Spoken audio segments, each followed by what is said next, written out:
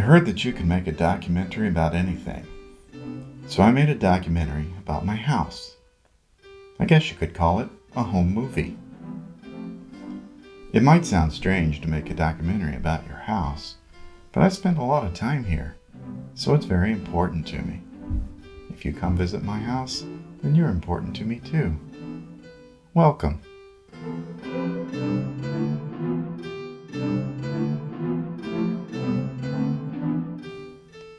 My house is in South Kansas City. If you're flying over, like I did on my trip to Orlando, you can see it right here next to this cloud. I live here with Tara Varney.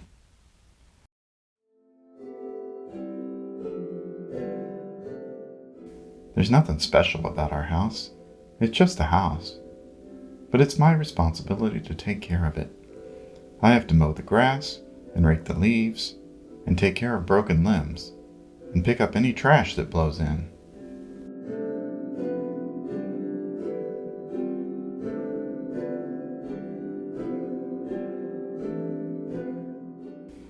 I like my electric mower. It's quieter, there's no maintenance, and I don't have to breathe gas fumes.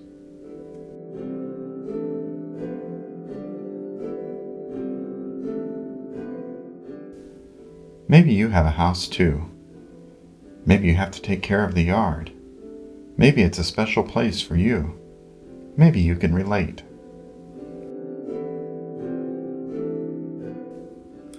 I haven't always lived in this house.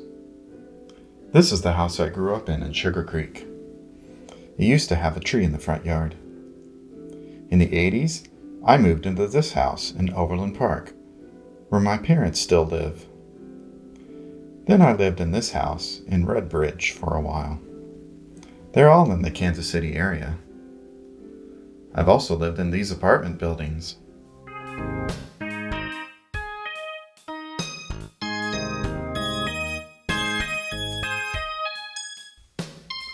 I try to participate in the art exhibit at the Fringe Festival every year.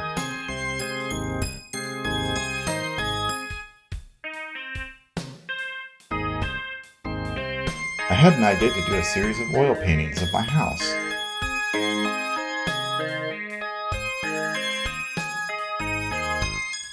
I haven't made any oil paintings since college in the early 90s, so it was like starting over, as you can tell by the quality of the work. I did one painting a month for a year, 12 paintings total, to fit the exhibit space.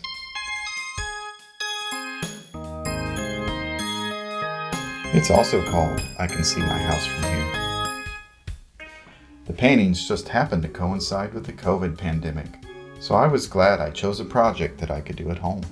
Painting pictures of my house while I was stuck at home suddenly made sense. I got very used to my home during the pandemic.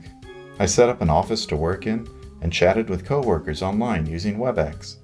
I had fun choosing a new location around the house every week for my meetings. I barely left home for a year and a half. Here, you can watch my hair grow.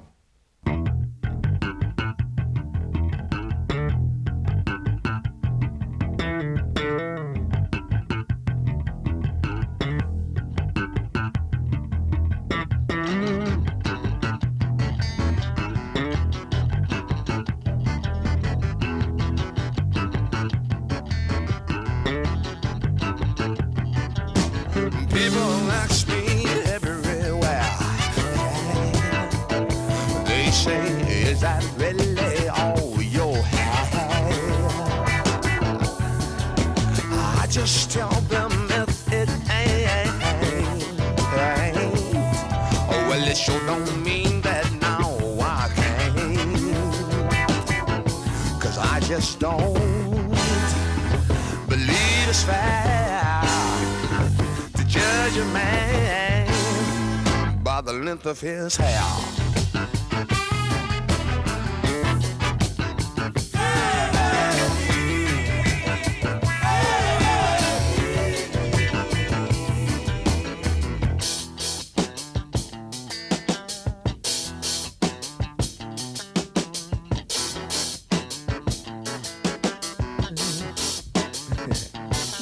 Black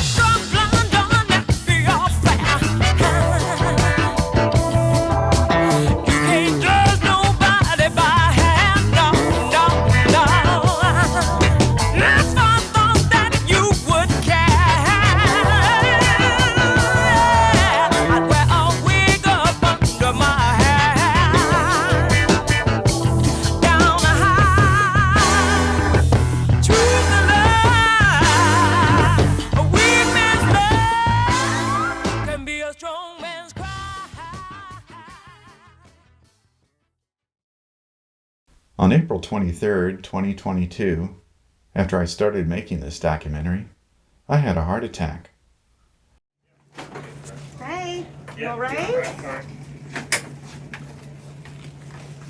Hey!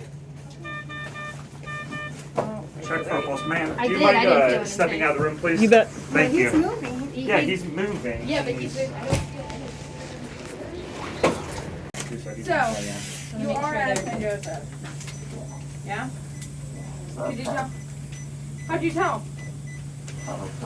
Where you at? Did I think I'm at the hospital? Do we have the amio? Are all these Filter. stickers sticking on? Do you know where they're at? Yep. Thank you. What's up? So I passed out. You did pass out. Yeah. Yep. Your guess what? Your heart actually stopped for a second.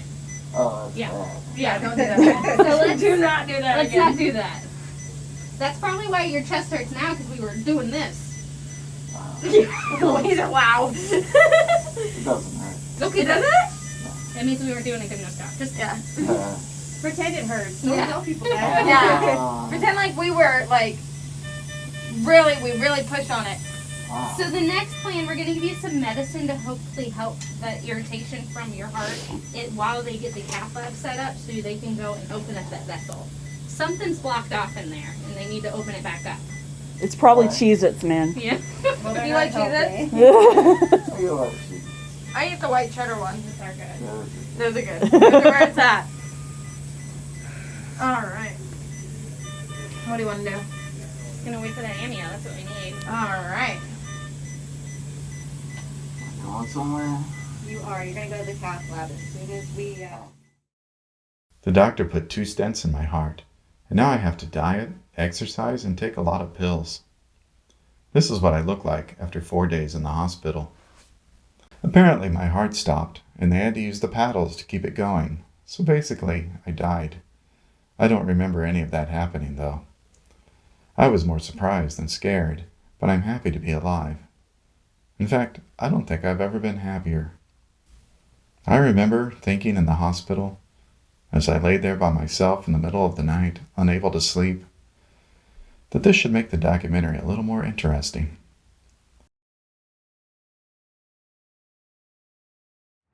I'm alive! I'm alive! Ready to dance! I'm done. Of course, the whole time this They Might Be Giants song kept going through my head. I'm having a heart attack. I'm having a heart attack. I'm having a heart attack. I'm having a heart attack. What's it like to have a heart attack? I got up that morning and I was getting ready to leave the house and my shoulders were kind of sore. I thought it was because of the heavy stuff I'd carried the day before and I just had sore muscles, but after a few minutes the pain started getting stronger and the shoulders started tensing up and I could feel it through my whole chest and shoulders. It kind of felt like I was flexing my muscles, like that, but I wasn't. It just felt that way. So I laid down for a few minutes and felt a little better, but then it just kept getting worse and worse, and I knew something was wrong. So we got in the car and went to the hospital, and by the time I got to the hospital, I was all tensed up and having trouble breathing. It was clear something was wrong, and pretty clear I was having a heart attack. So the whole process from start to finish was about half an hour. By the time I felt something and got to the hospital, it was about half an hour, which they said was a good thing. The sooner you can get there, the better it is. I've never felt anything like that before. It was very different. It wasn't really painful, but there was just a lot of tension, very hard to breathe, and very anxious. So you can tell something was going wrong. And I think it's different for everyone. So other people have different experiences. So that was just Mine. Here's a video of my heart beating. Yeah.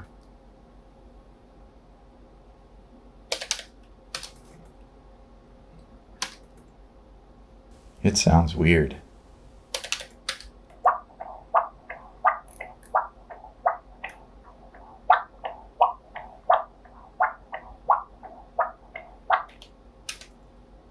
Okay.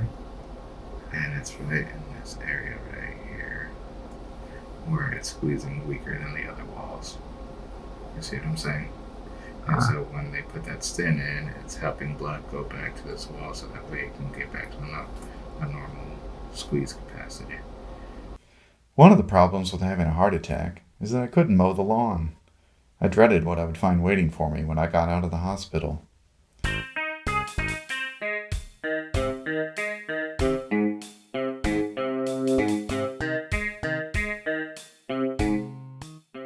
Thankfully, Tara's brother came over and helped out.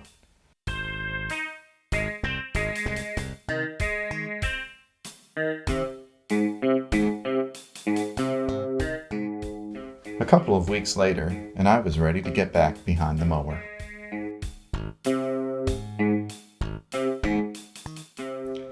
You're probably tired of watching me mow my lawn. Let me give you a tour of my yard. This is a smoke bush that I planted last year. The deer trampled on it over the winter and I didn't think it would survive. But when I got out of the hospital, leaves were growing. It was alive. I put some stakes around it to protect it. It's supposed to grow up and look something like this, which should be very pretty. This part of the yard is protected from rain, so it always stays dry. It's kind of like a desert. So I put rocks and a wagon wheel there to give it a southwestern theme. The cool part is that it's full of ant lions, which are tiny bugs that dig pits in the sand and then sit at the bottom waiting for something to fall in. It's like a tiny little horror movie. I'm glad I'm not an ant, or whatever this bug is.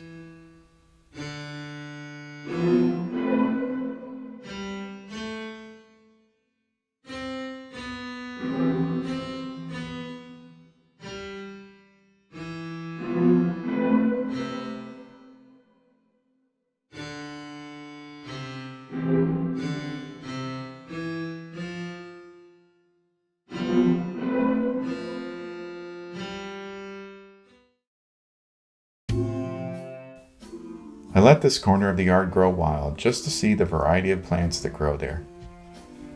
I like having a little bit of wilderness, and it seems to attract a lot of cool insects, like praying mantis. I put little paths through the garden to walk around in, and if I want a little solitude, I can go sit on this bench and look at all the plants.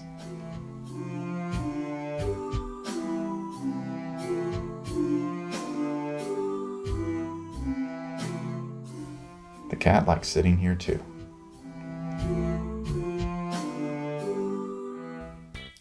This is the stump of a box elder maple tree.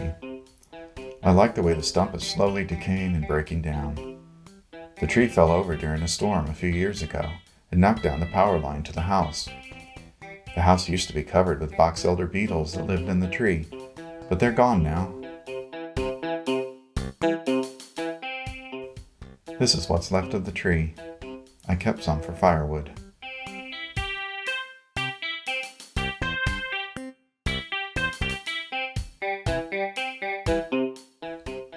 After the box elder fell, this juniper tree grew up next to it. It's nice to see a tree grow from nothing. I remember when it only came up to my waist.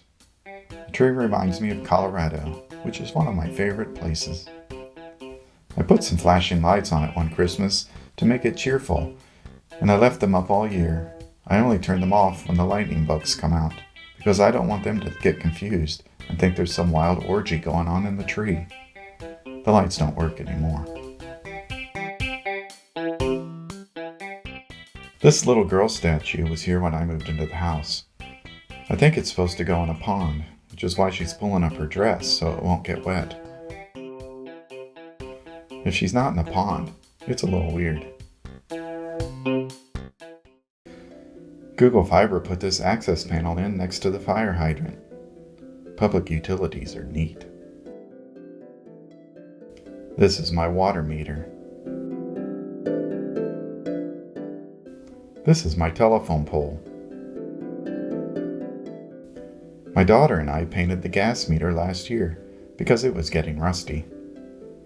It was a fun family project. This is the new air conditioner I had put in a few years ago. I'm still paying for it.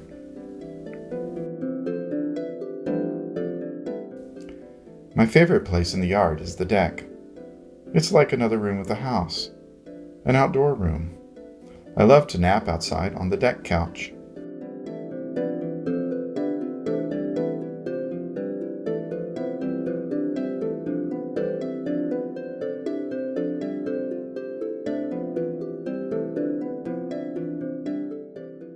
I love to cook on the grill.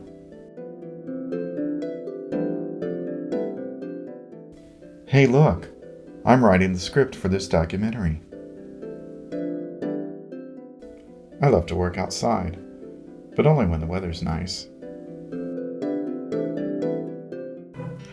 Under the deck is where I hide things, like my wheelbarrow and my ladder. I got the wheelbarrow to move rocks around, but I've used it for other things too. I used the ladder to clean the gutters in the fall.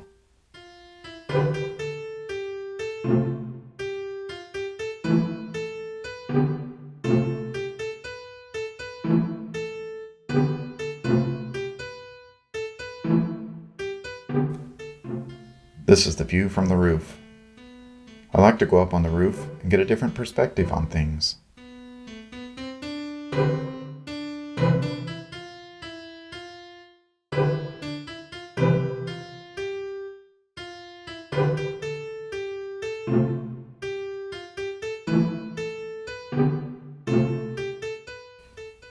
This is where I pile up brush until the city can come and pick it up. Birds like to hide in here in the winter. There's an oak tree in the front yard.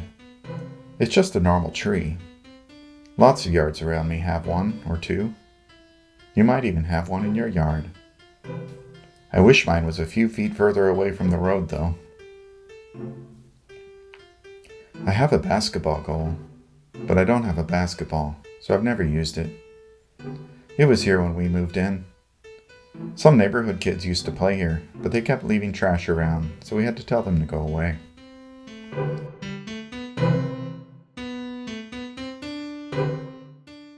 I put these numbers on the house because the original ones were too small to see from the street. People still get lost though, because the neighborhood is twisty.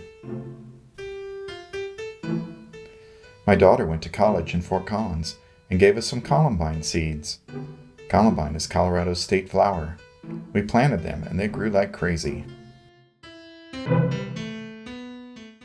Pretty neat. Tara planted this bush next to the house. It has a lot of flowers all summer long.